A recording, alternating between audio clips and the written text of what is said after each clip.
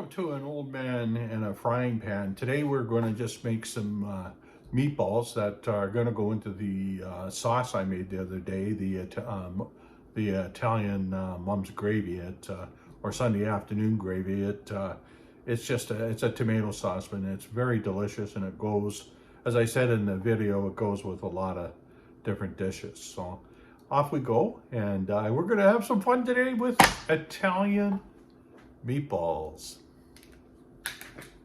I've gone ahead and got a lot of the ingredients ready to go because it's very simple. I've got an egg, I've got beef, veal, and pork, minced onions, a little bit of red wine. This is milk, and I have milk and Italian breadcrumbs soaking, and I've got pepper, salt, oregano, and parsley. So I'm going to go ahead and mix this all up, and we'll get ready to start making the meatballs.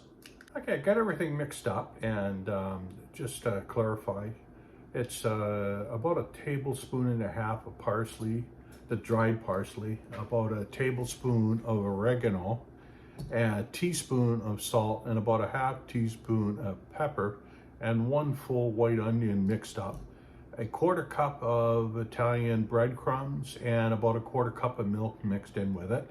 And you let it sit for a few minutes until it absorbs the milk. The purpose of that is it helps keep the meatballs moist while they're cooking. What I'm going to be doing is forming the meatballs, putting them into the oven at 350 for about 20 minutes at the most. Once they're out, then into the sauce they go, and they cook for about a half an hour to become more tender. So off we go. Let's start making the meatballs. One of the tricks to making meatballs is to wet your device down, which I have a small device here for making them, and I just like that, roll them and onto a sheet with parchment paper. I'm just going to wet my hand down a little bit. Makes it easier. There we go. That one. And they tend to be all the same size when you've done this, and that's why I use a scoop.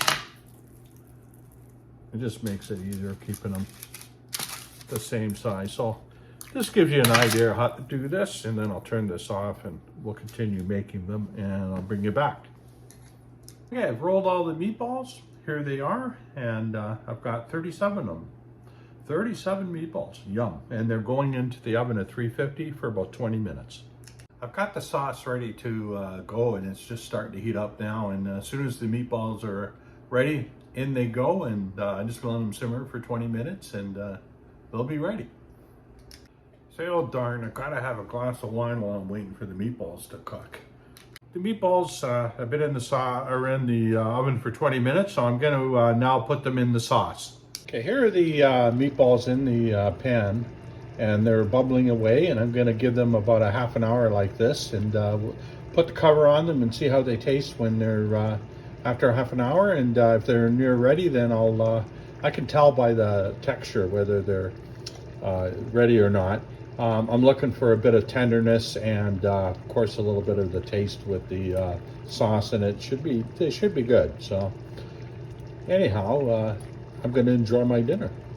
I am going to make some spaghetti with it, so I'm just going to grab some dry spaghetti and throw it in a boiling pot of water that I've salted quite liberally. You got to make sure there's lots of salt in the water when you're cooking pasta.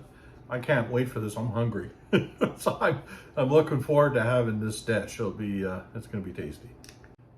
So enjoy your dinner tonight, and if you make these meatballs, you can make them larger if you want. I made them small, and they're really tasty, so enjoy them.